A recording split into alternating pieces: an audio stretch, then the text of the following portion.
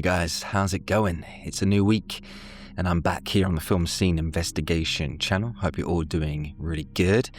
Today, I'm going to be taking a look at the 1974 horror film, Deranged. This was a film that, up until recently, I had heard nothing about.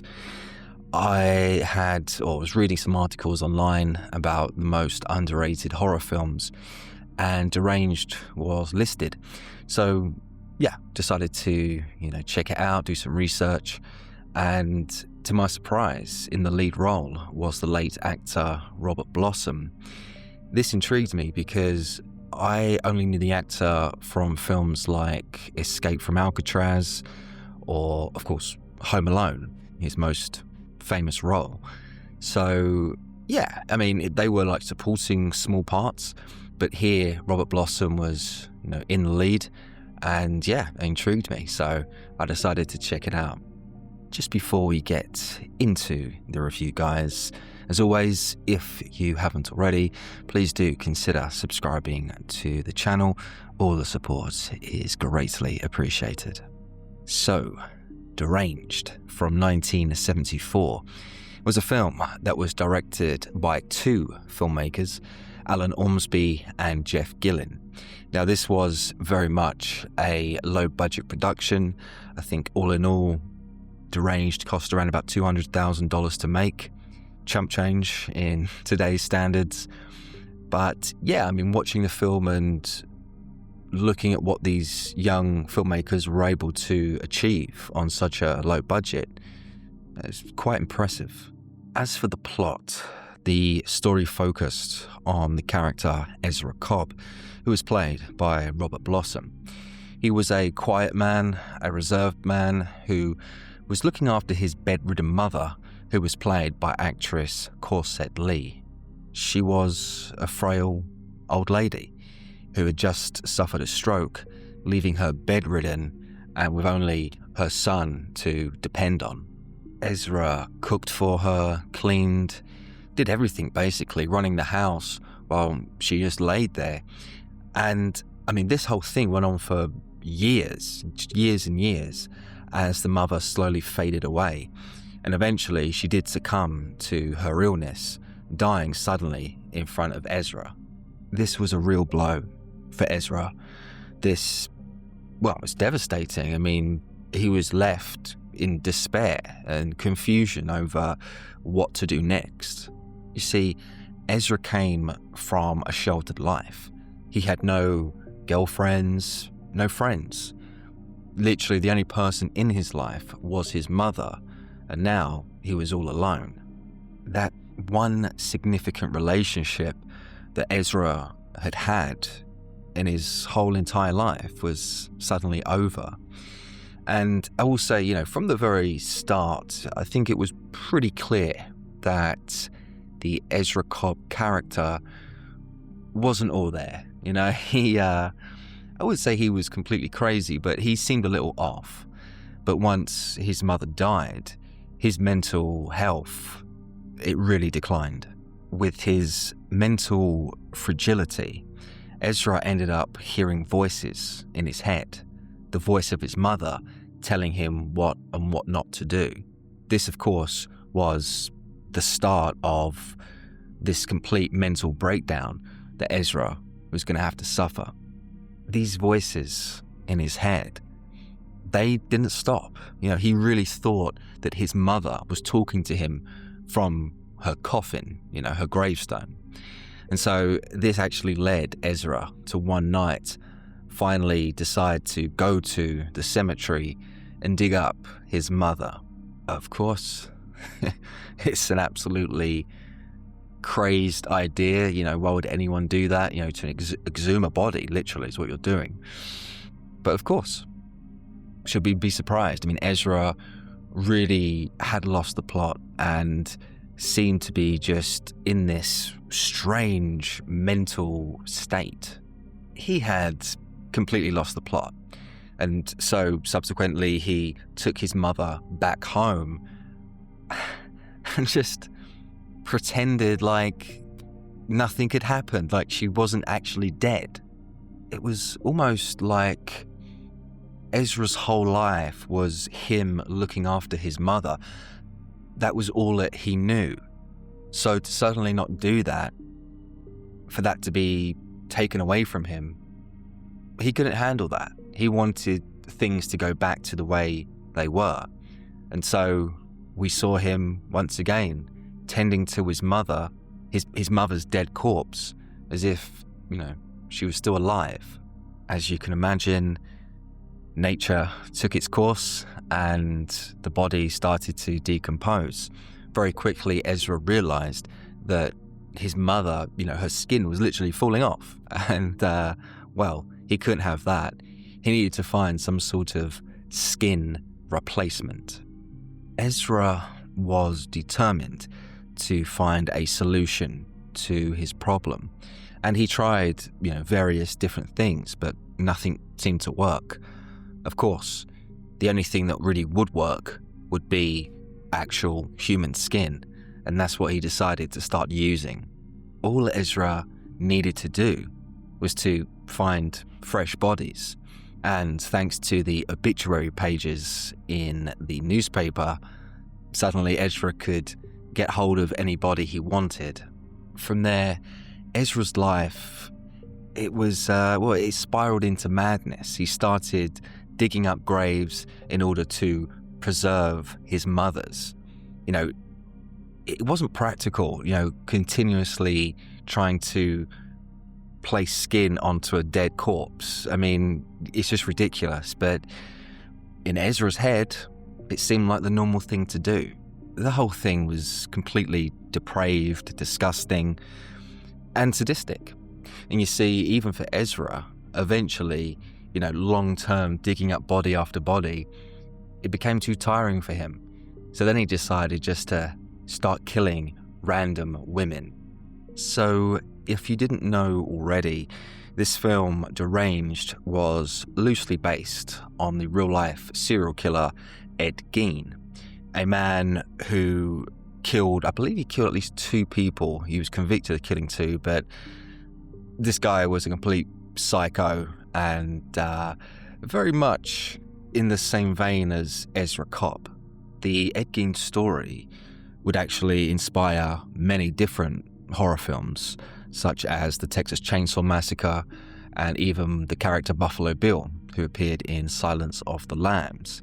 But when it comes to Deranged from 1974, it's arguable that this is the most accurate and truthful representation. Now, I don't really want to start discussing Ed Gein. The guy's a complete crazed madman monster, deserved everything he got. But what I will say is, knowing his story and then watching Deranged and seeing the grave robbing and the skinning the body parts, I mean, it was pretty faithful to what actually happened.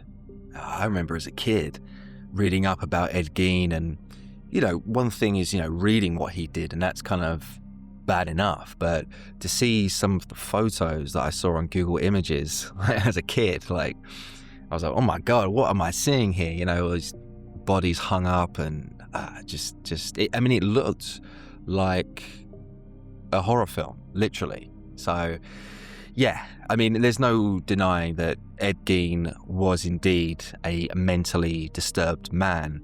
And that actually brings me on to the film's overall themes, because definitely mental illness played a factor in that. If we look at the Ezra character, it's quite obvious that this man had a very sheltered life and a very sheltered childhood, with his mother basically shielding him away from the world, essentially. I mean, for me, it was a form of child abuse, not allowing your son to fully develop. I mean, there's no other way around it. It's neglectful, to say the least. And of course, it had a lasting effect on Ezra's mental health. He was unable to meet women, unable to form relationships. I mean, his whole life was in the confines of that family home. And so once you have that full understanding of the Ezra character, it's hard not to feel a little bit of sympathy for him. Yeah, I'm not making excuses for the guy. I mean, the guy was dangerous. He should have been locked up, 100%. But underneath it all, because Ezra wasn't this pure evil force, underneath he really was just a guy who he'd been failed as a child. Another aspect of the film that I noticed was the loss of a loved one, something I think we can all relate to. Now, obviously, Ezra had a major significant relationship with his mother, and once she was gone, he was completely left to his own devices. Losing a mother, losing a parent, it's hard enough.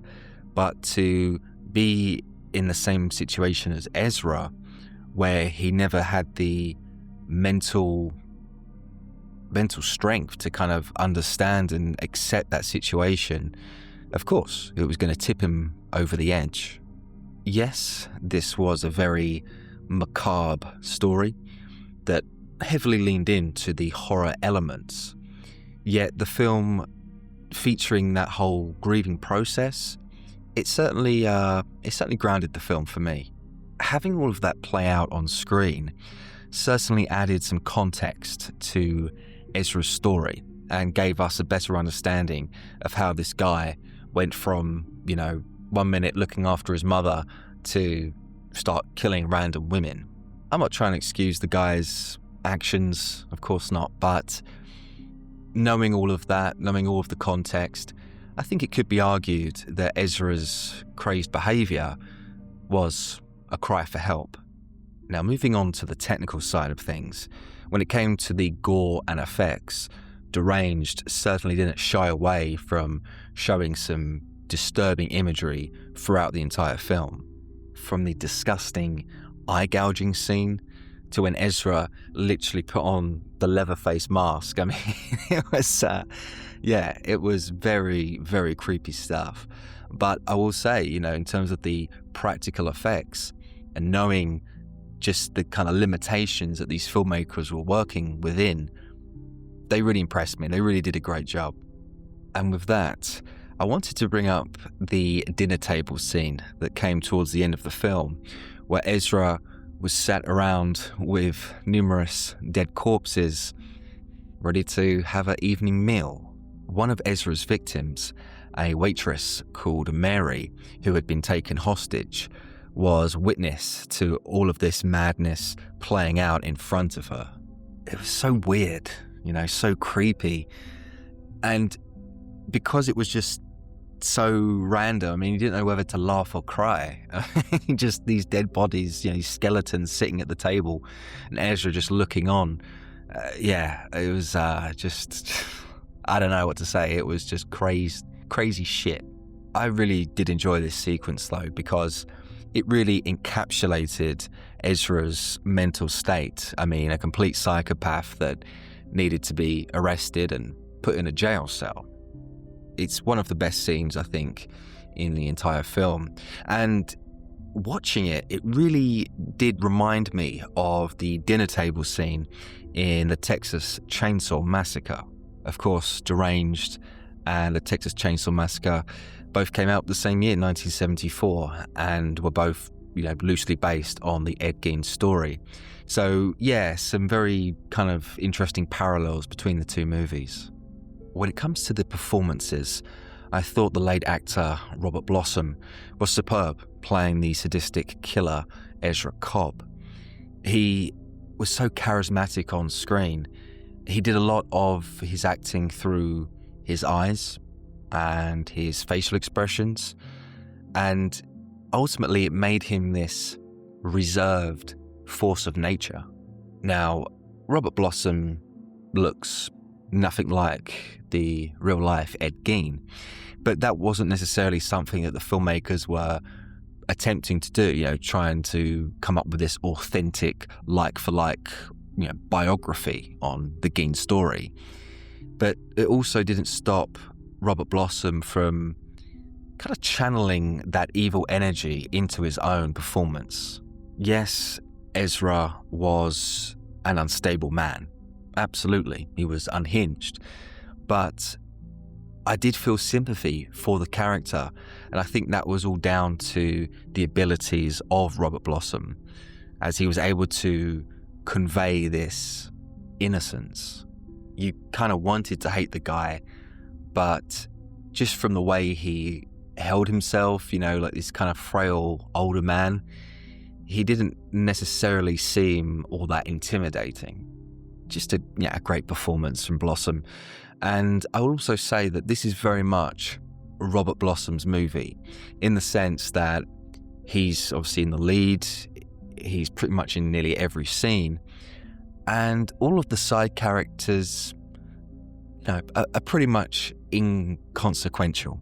I'm not saying that the other actors involved weren't good. I don't think there was any bad performances, but there was so much focus on the Ezra Cobb character that, everyone else really just seemed kind of irrelevant. And so, dislikes for Deranged from 1974.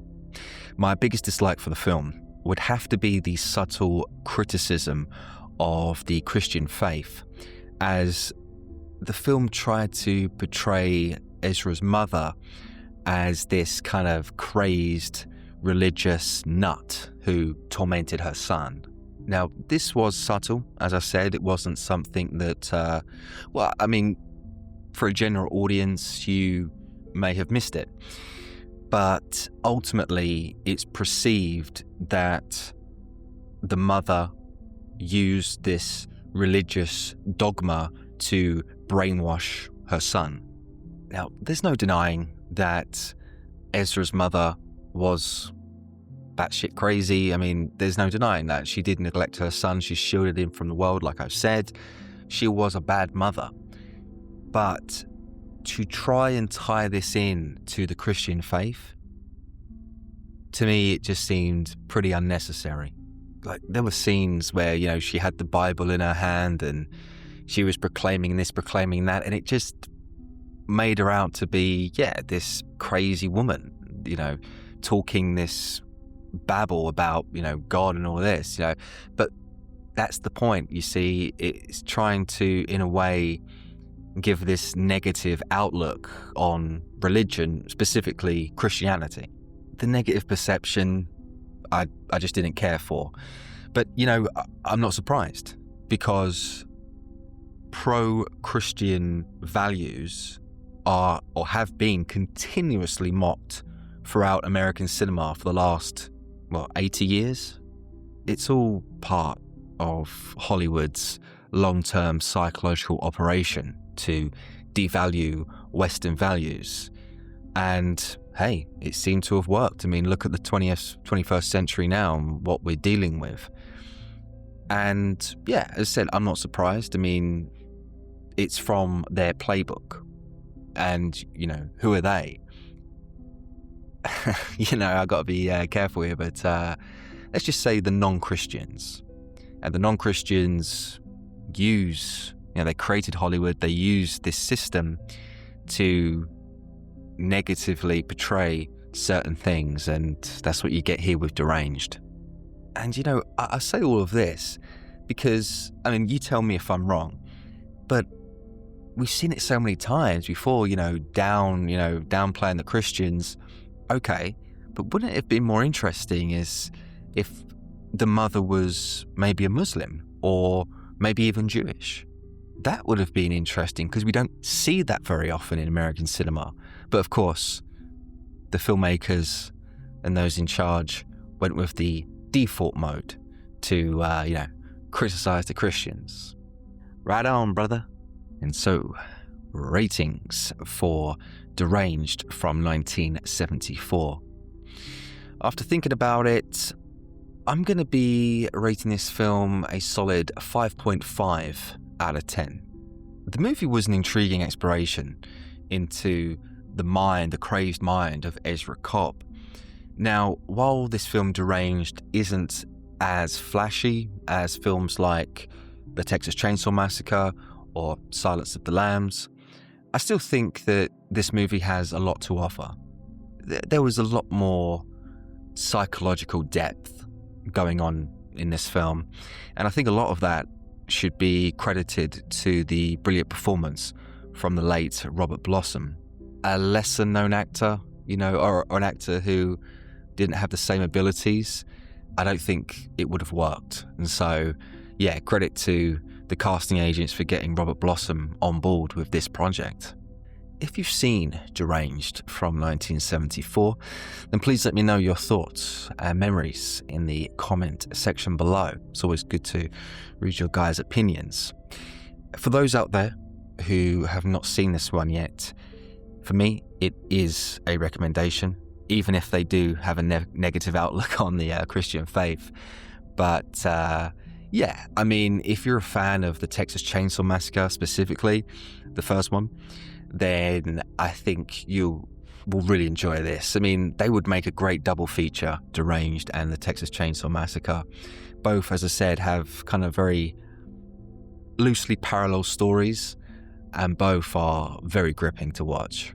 And well, that is all from me today, guys. I do hope you've enjoyed this video, my review of Deranged from 1974.